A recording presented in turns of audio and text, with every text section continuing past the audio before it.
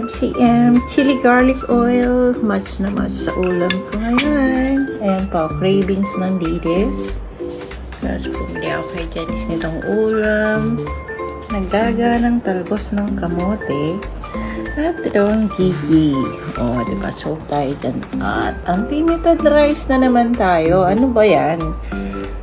Sarap nito. Chicken po yan. Chicken with alaman. So, it's chili garlic oil with chicken alamang. Yan po.